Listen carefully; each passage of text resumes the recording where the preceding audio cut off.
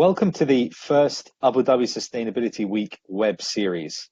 Of course, we're all adjusting to the new ways of working and connecting online, virtually, but it's important that we continue to discuss the challenges that the world continues to face when it comes to sustainability and climate change. ADSW is committed to doing just that. I'm very pleased to be able to launch this series. My name is Mustafa Al-Rawi, and I'm the Assistant Editor-in-Chief of the national newspaper in Abu Dhabi. I'm going to moderate this session with, of course, Paul Polman. He's the co-founder and chair of Iemagine, a social venture which mobilizes business leaders around tackling climate change and global innovation. He's also been, for a decade, the CEO of Unilever between 2009 and 2019. That venerable publication, the FT, called him a standout CEO of the past decade. Paul and I will be discussing the importance of environmental, social, governance factors in the post-COVID-19 recovery. Paul, welcome. Well, thank you for the opportunity, Mustafa. Look forward to it. So we're going to discuss in depth some of the issues we're facing now, but maybe we take a step back. I know we have a very sort of learned audience, but maybe for those who perhaps don't know exactly what environment, social governance factors really are, how they've become more important, and why they're more important than ever now. I mean, from your point of view, can you kind of give us some color on that? Well, ESG stands indeed for environmental, social, and governance, and it actually means running your businesses more over a longer-term focus, taking the multiple stakeholders into account. Still, too many businesses are myopically focused on the shareholder alone, trying to maximize shareholder return. But by doing so and focusing on the maximizing of the shareholder return, it actually often comes at the expense of the other stakeholders. The other stakeholders could be your employees, could be your partners in your value chain, it could even be the planet if you want to. And as a result of this myopic focus on the shareholder alone, we have seen businesses not really fully investing in their long-term viability.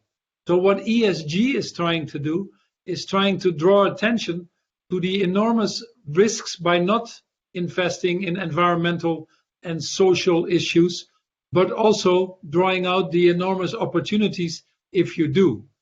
It is actually moving from rapidly from seeing it as a risk avoidance element to a positive opportunity element. Companies that are investing in their employees or in human rights in the value chain or tackling corruption, which would be the S from ESG, tend to be more profitable. Companies that start to think about the environmental challenges that they have to deal with, like climate change or biodiversity destruction, and try to address that with their business model, tend to be more profitable. So increasingly, we're starting to see that companies that run their businesses by taking their total footprint into account, by looking at all their stakeholders and trying to optimize that, are companies that are better positioned for the future. About 5 years ago, all anyone was talking about was corporate social responsibility. Is it the same thing? No, corporate social responsibility is actually not the same thing. Corporate social responsibility usually is a company keeping their current business model, but trying to do something good on the side. Usually it's limited to their own operations only because they feel it's under their control. It doesn't take often the responsibilities you have towards your total value chain into account. And ESG is often seen as a side or separate activity, but doesn't touch the core of the company. What we're talking about here by moving from CSR to the ESG model is that we start to integrate it as a total business model in everything we do, that we start to take responsibility of our global impact that we have as a business, not just on the things that are under our control.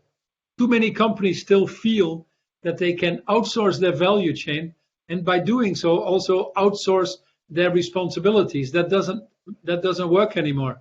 If you're in the food business, you're responsible for the deforestation that might happen as you get your supplies. You are responsible for the living standards of the smallholder farmers that grow your crops. You're also responsible to a great extent to the issues of obesity on the other side. So ESG tries to assess all these factors, internalize that into your business, and as a result, make your businesses more resilient, but also more profitable in the end, because you'll be able to address these issues, avoid the risks, find the opportunities to save costs, etc.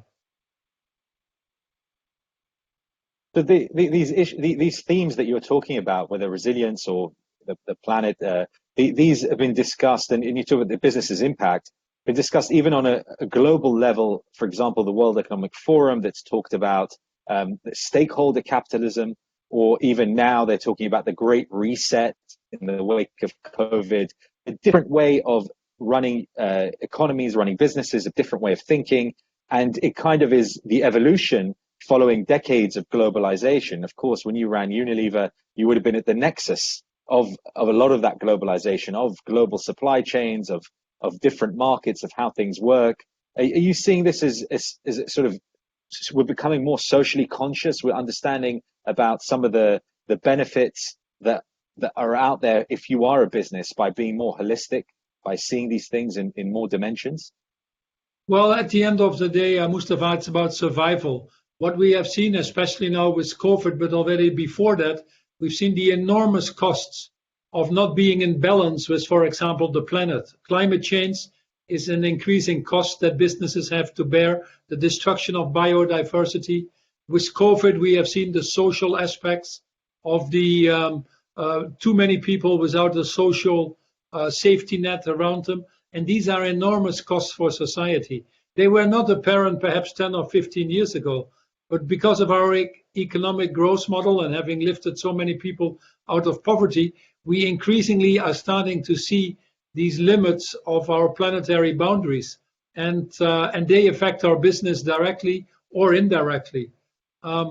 Business depends on nature for many of its activities. In fact, nature provides about $125 trillion of services, but we don't pay for it, we don't value it, we destroy nature. These costs are coming back into business.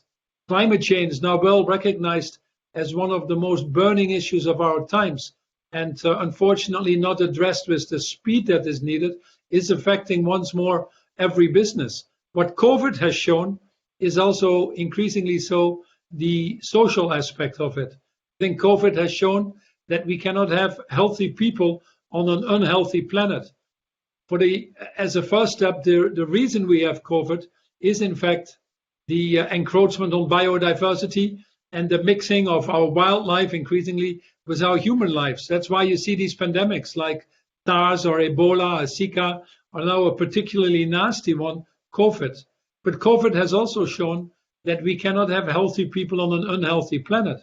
The relationship between this biodiversity destruction, climate change, human health, now also the racial dimension, is increasingly more apparent. It is also clear that our economic system has created gross inequalities. Increasingly, we're living in a world where few seem to benefit, but more and more seem to lose out. The few living on islands of prosperity in increasingly these seas of poverty. We've seen that COVID disproportionately affects minorities, people of lower social class, women. It has now a racial dimension where the death rates are 2 or 3 times higher in many places in the world. So it has brought out more than ever the shortcomings of our economic system. And what ESG tries to do, or stakeholder capitalism, or the Great Reset, is to try to use this opportunity, not to fall back in the same in 5 years or 6, 7 years, and spend again enormous amounts of money and human tragedy, may I say, but to start to design these global economies to be more equitable, but also be more sustainable.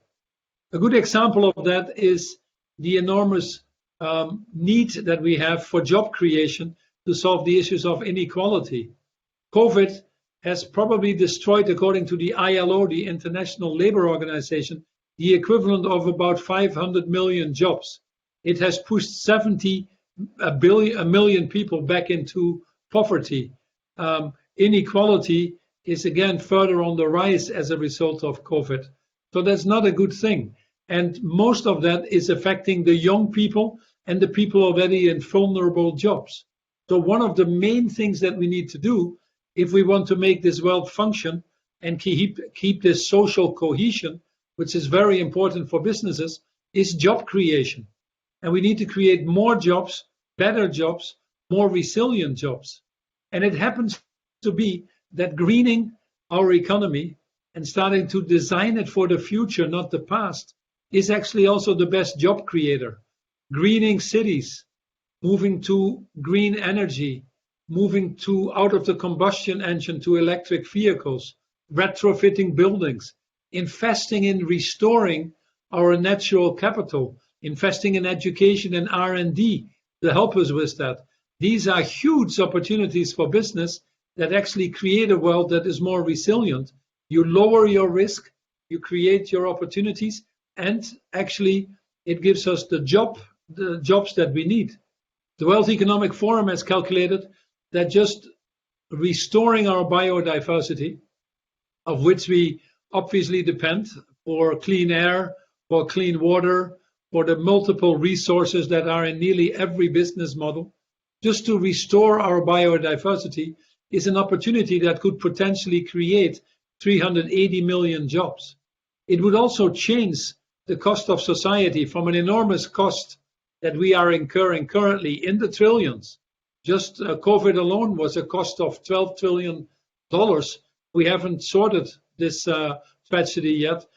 We could turn that around by being smart and making it a positive contribution to society. For example, nature-based solutions could be over 20% of attacking the issues of climate change. Or I would argue that we will not be able to fully attack climate change if we don't start urgently to invest in nature, for example. And increasingly, there are businesses that understand that. We've seen major announcements around restoring the biodiversity from companies like Unilever or Microsoft or Walmart. We've seen global companies getting together to try to change our food system and make that more sustainable. We've seen companies making commitments to go to green energy well before 2050, which is obviously a deadline for most of us. So the thing is moving. And the good thing is we're also seeing the financial market catching on. The environmental, social, and governance criteria that you refer to are now the fastest growing investment vehicles that we see. The last quarter alone, it attracted, despite COVID, $70 billion of new capital. And interestingly, if we look at the ESG funds, we also see that their performance increasingly is outperforming the non-ESG funds. And that should not be a surprise, because they represent companies that probably take better care of their employees. So less stress, less mental health crises during this COVID period. They are companies that more likely are more diverse. They've taken in gender diversity, probably racial starting now, so they can attract the better talent. They're also companies probably that have taken more care of their value chain. So when we see all these pressures, they have better relationships with their suppliers or their customers. And most likely they're companies that increasingly can also attract at a lower cost of capital. That's why it's not surprising that we see that companies that are operated under ESG criteria are continuing to outperform the companies that decide not to. And these companies that decide not to are increasingly under pressure and more likely to disappear. Nothing more transparent of that than in the energy sector. There are two industries that probably have denied a little bit what is happening in today's world. One is the fossil fuel industry, the other one is the car industry. You take the last few years, and the fossil industry has now seen their market cap go down by over half, whilst the green energy industry, companies like Iberdrola or Enel or many others now, Ørsted, have seen their market prices go up by the same amount. A clear bifurcation. You see companies like Shell or BP or major oil companies having significant write-offs and significant layoffs of their workforce, because many of their investments they have made will be stranded, because the transition to green energy is now accelerating. The other industry that for a long time has denied this is the car industry, that frankly has tried to slow down the energy transformation.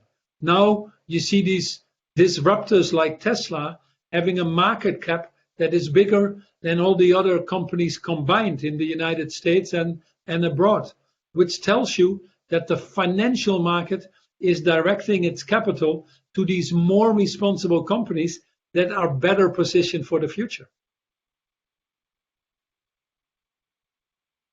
I mean, you're quite right in terms of the growing interest in the financial sectors. Exchange-traded funds have seen double the inflows into ESG-related vehicles compared to last year, but it's tens of billions rather than trillions. You've seen, for example, BlackRock's Larry Fink writing a letter at the start of this year to investors saying that, we're going to be different, we're going to change. And there's certainly a shift in values.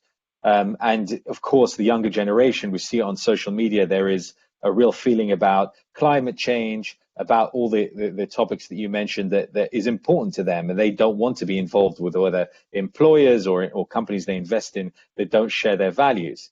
But I mean, I guess your two perspectives are, when did this start to shift? When did you see it start to shift? But also, where are we in the cycle? Is this still tiny? Is it a lot of PR? Or is it genuinely, are we seeing genuine tide turning? Well, I would say, Mustafa, to be honest, that we are seeing the tide turning. We're seeing momentum picking up, and I'll tell you in a minute why. But I also have to say that the speed and scale of which we are changing is not enough, and that we also deal in many parts of society with a say-do gap.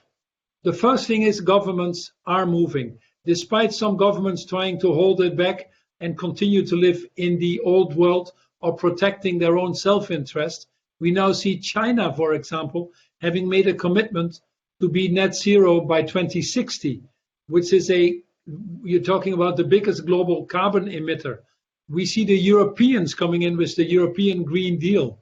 We see countries even as far as New Zealand starting to put into law the need to disclose your carbon risks. We see carbon pricing and carbon markets developing now in about 25% of the global emission and about 40 countries or jurisdictions around the world. So things are moving. And likewise in the private sector, we see many more companies coming together with these broader coalitions and implementing plans. The first one's obviously around climate change, where we now have about 25% of the global economy making commitments on climate change. We're very close, I believe, in 2025 or 2030 to see many of the cities in this world obsolete the combustion engine. And many car companies have already said that after 2030, they will only produce electric vehicles. We see the high emission categories in every category, be it aluminum, be it steel, be it shipping, be it airlines. We now see coalitions being formed that are setting net zero commitments by 2050.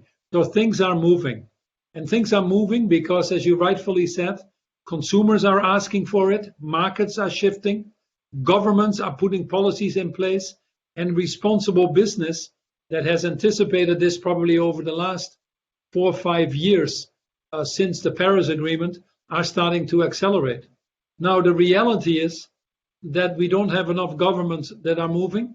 And frankly, you cannot get all of the business community to move if we don't ultimately have the right measurement systems in place, accountability systems, and to some extent, the right frameworks. For example, governments still have about $400 billion of perverse fossil fuel subsidies. Biodiversity spending in governments is about 70 billion, but there is about 500 billion in negative laws, rules, or regulations that actually destroy the biodiversity. So one of the first requirements that we need to change the world at scale and speed is to get the governments to be more responsible towards the Paris Agreement, We're far away from the 1.5 degrees and projecting still to 3 degrees today around biodiversity, but also around some other elements of the Sustainable Development Agenda. The second thing we need to do is to change our measuring system. As long as we simply only look at financial return as the measure of success, we will continue to see many companies optimizing that financial return. I don't think it's a long-term strategy, but you can get away with it over the short term pretty well.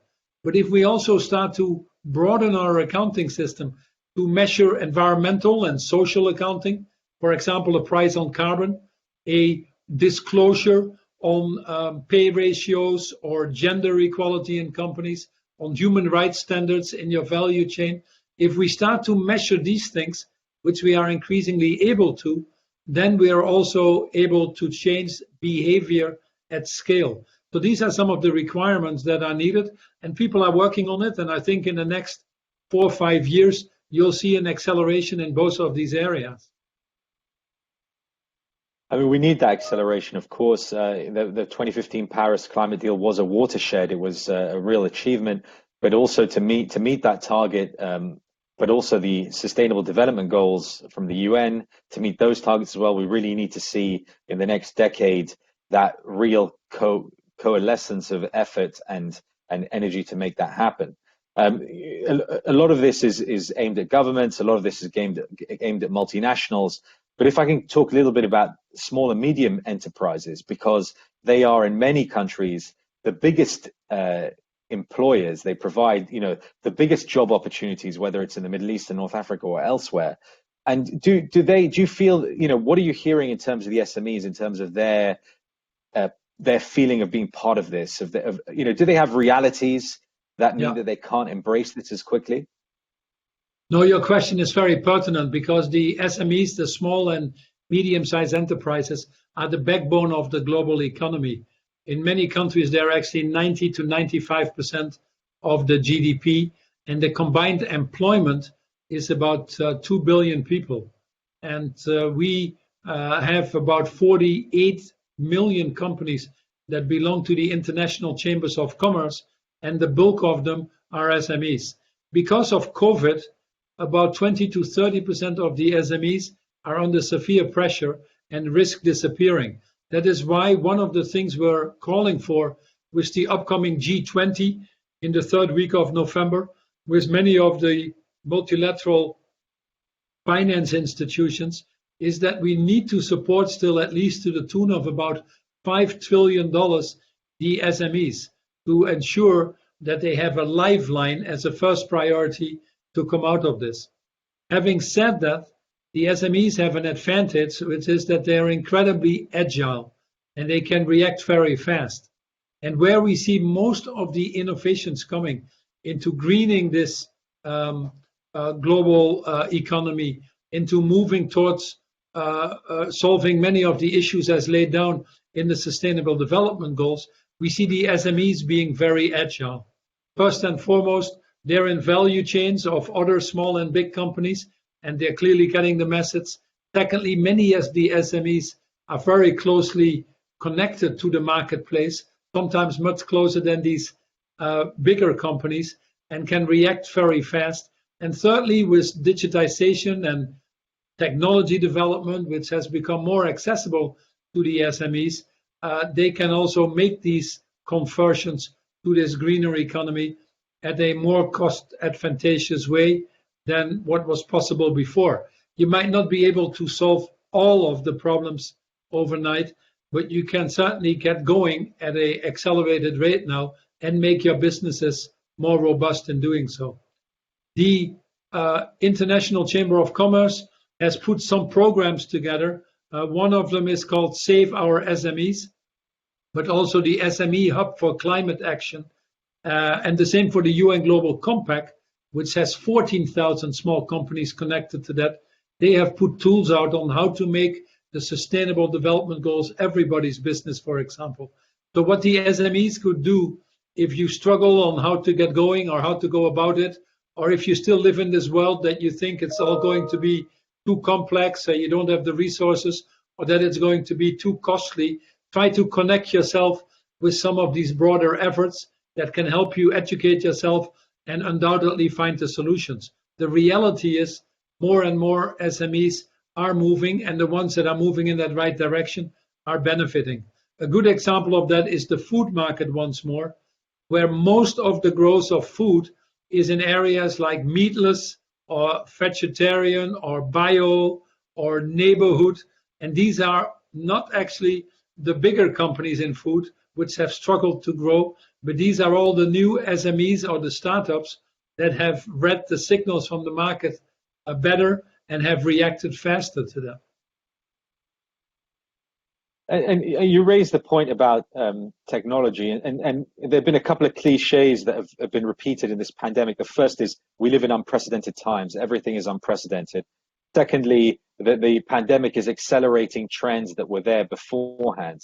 And in particular, as you mentioned about technology, access to technology, but as we look in the next 10 years, where do you see sort of that acceleration of technological applications, of access to technology, helping specifically with ESG and how we make that even more critical to how we live our daily business lives?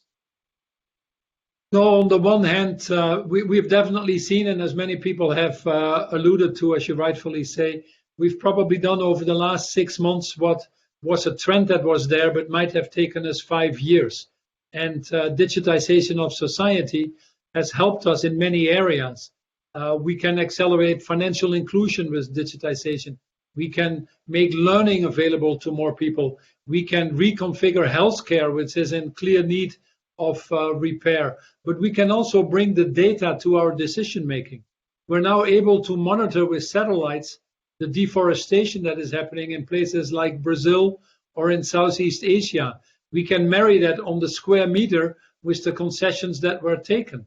We can move to precision agriculture, where by simply using the many data points, we can actually limit the use of pesticides or fertilizers and move to precision agriculture that gives us significantly higher yield with lower input.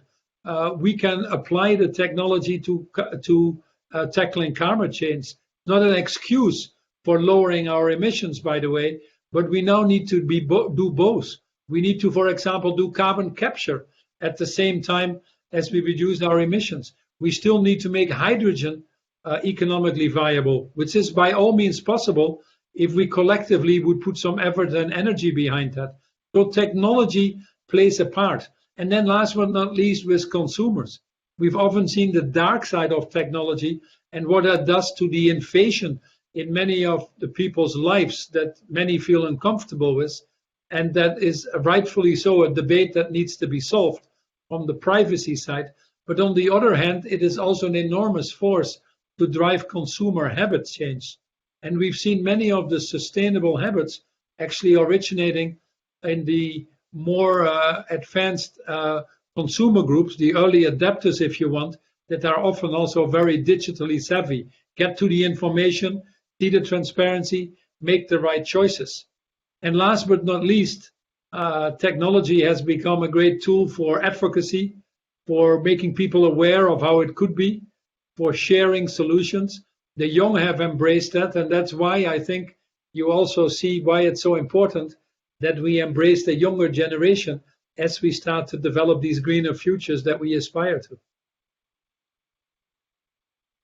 So the idea of values, of thinking more about how our businesses affect people, places, and really our role in society in general, and that we follow the frameworks and the principles that we know are good practice.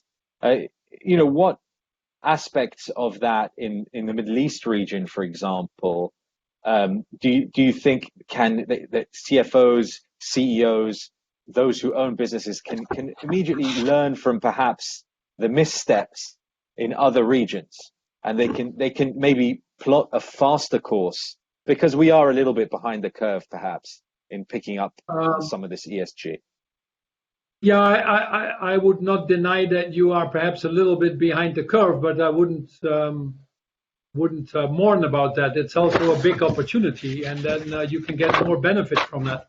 We have seen with plans like the Green Agenda 2050-2030 or the principles of sustainable finance or sustainable sourcing that are being developed in this region. We've seen increased investments flowing in renewable energy. Just the Mazda itself has invested 4.5 billion in renewable energy projects over the last 10, 12 years. So we see the region moving, but as you rightfully point out, it's not at the speed and scale needed.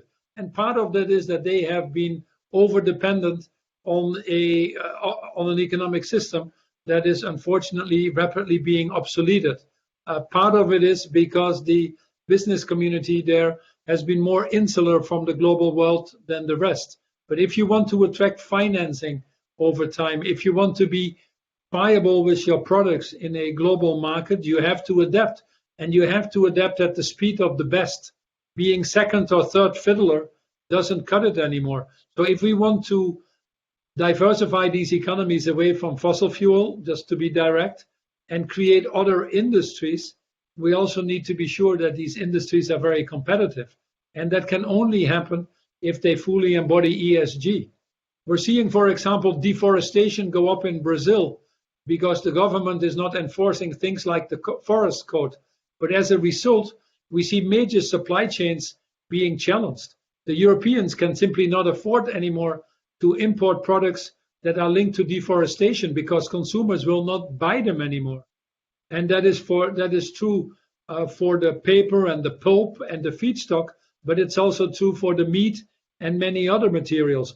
So it seriously will affect the competitive activity of a country. We have the debates on palm oil that you have seen, which countries like Malaysia or Indonesia are very reliant on. The reason Indonesia is moving so quickly to enforcing higher environmental standards and enforcing these moratoriums is because their economies would otherwise now significantly be negatively affected.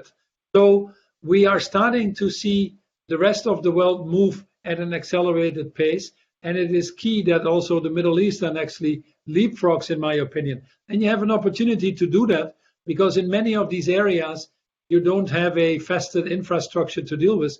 You can design it right. And it has to be done across all of the criteria of ESG. Environmental, that we've talked enough about, social, but also governance. If companies are not run on the highest level of governance, then most likely it will not attract the financial flows either. And we've seen in many companies in the world over the last few years a great lack of governance in many areas that have put many of our investors at risk and destroyed a lot of capital that could have been employed better. There's one interesting other element to show you that for the first time in the US shareholder meeting season, 66% of the shareholder proposals had to do with ESG.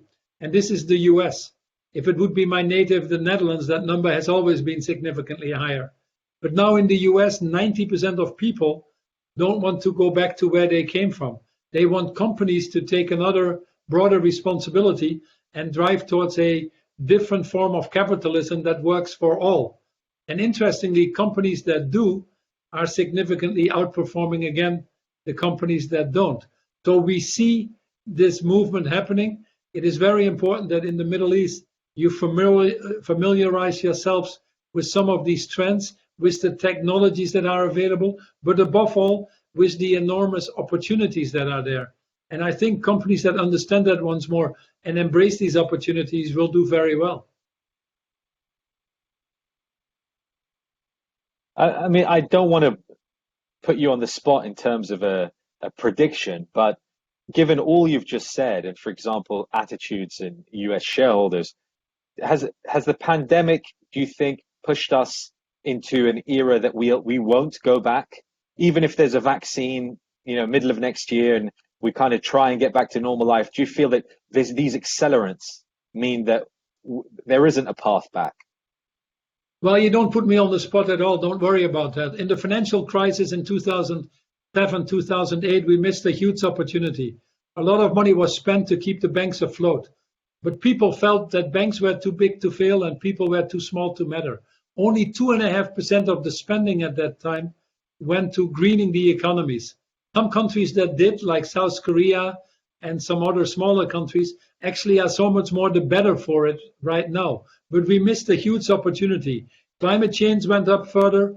Income inequality went up further. It got expressed in the polls. It gave us Brexit. It gave us the US election results. It gave us global instability.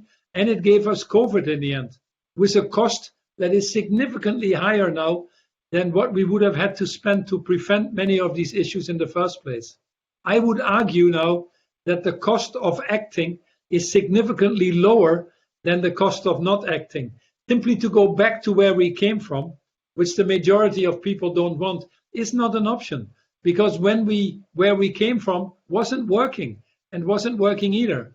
And the costs were increasingly transparent to society. As I talk here, there are millions of people that are exposed to climate risk and are becoming refugees. We estimate at the current trend that could be up to 1 billion people. There are people drowning because of floods. There are fires as far away as Australia or the United States that we have never seen before. There is really something happening. Mother Nature is sending us the invoices, and increasingly so. And it's not a battle between nature and humanity, because nature is going to win. It is a matter for us on starting to realize that we have to live in harmony with humanity if we want to put our own existence not at risk. There are currently 1 million species and plants that are at the point of disappearance, 10 to 100 times higher than what we've seen historically. We've lost 68% of our global species, nearly 80% of our freshwater species. How long do we need to go on before that is our turn? And increasingly, it prevents us from doing business ourselves. There is no business case in enduring poverty, and we see that all across the world, nor do I believe business can be a bystander in a system that gives us life in the first place.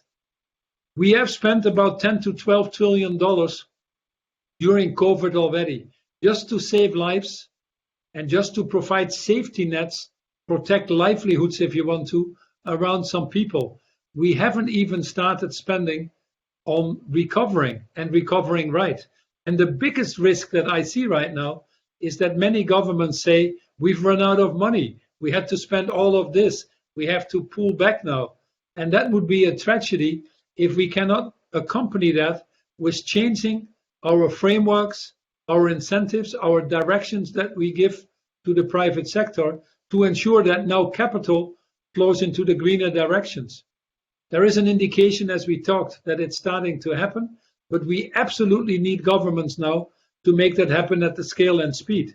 And unfortunately, we're at a very, very low point in global governance, where even issues like COVID cannot be coordinated. Lots of money being wasted, where issues like climate change have been politicized to the extent that millions and millions of people suffer.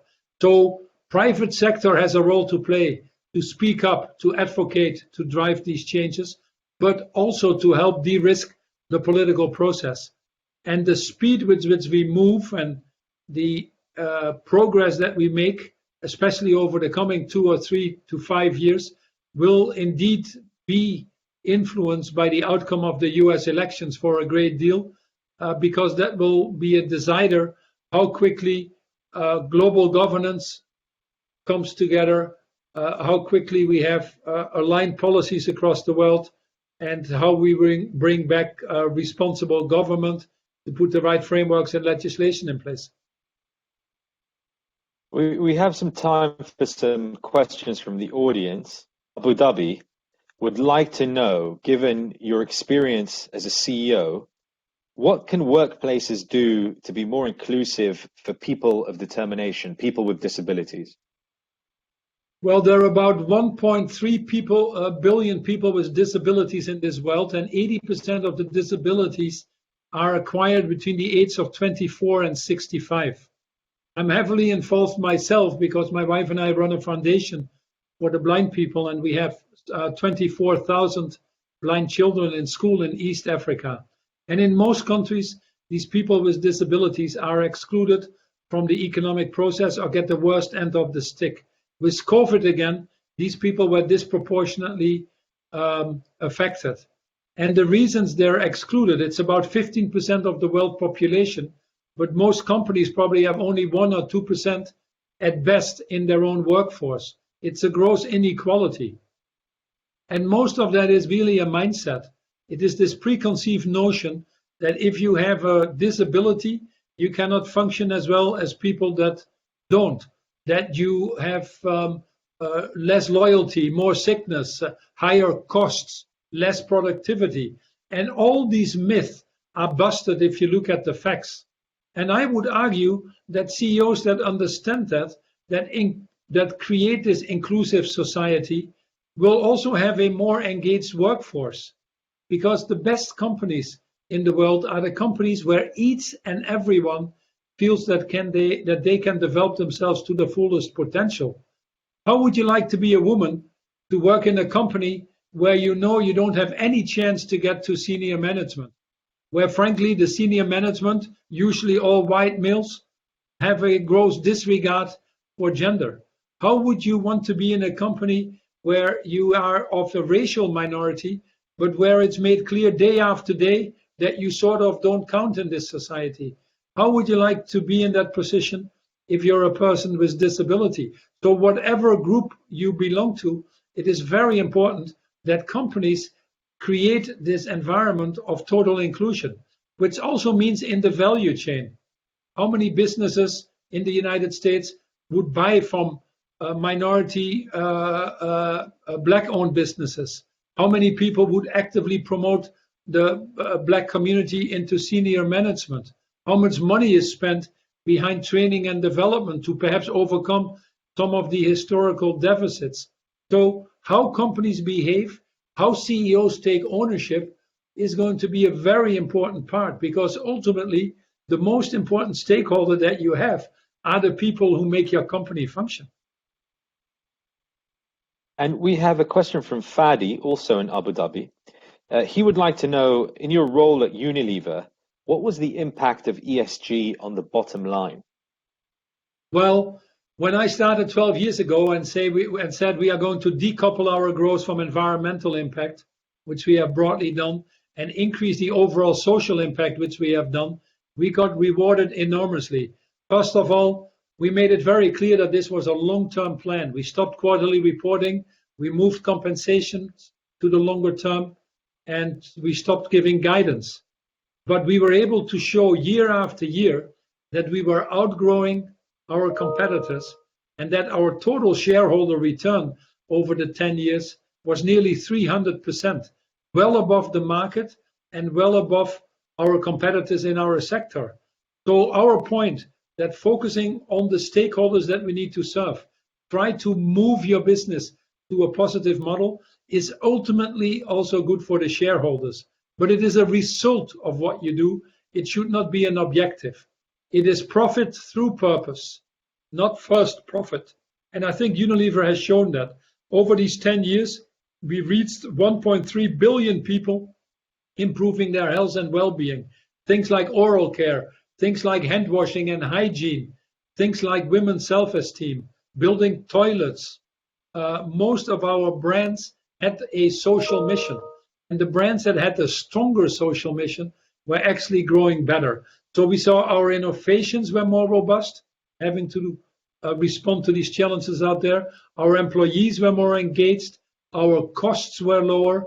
Our reputation was up. So we became the #1 employer brand in most countries that we operated. And all of that added up to giving these results. In fact, when business at a relatively low level of trust globally over the last 10, 12 years, a little bit higher than governments, but still a low level of trust.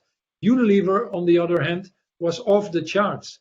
It allowed us to form partnerships, to attract companies to us that we could be associated with to grow our company. And we ended up building our business from about $38 billion over that period of time to well into the $50 billion. And and more than tripling our market cap. So it does pay off if you do it right, if you do it smartly, if you take a little bit of time.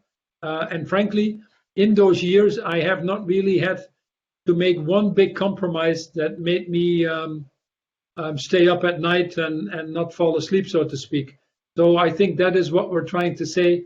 Most companies, if not all companies, should do. And by doing so, we create this better world for all, but also the opportunity for all of us to continue to be successful. Paul Polman, thank you so much for your time and your insights. A big thank you to our audience for attending. We look forward to have you with our other web series that will be coming up. We'll have details of those. And a reminder also that Abu Dhabi Sustainability Week 2021 will be held from January 18th to 21st next year. Thank you. Enjoy. Thank you very much.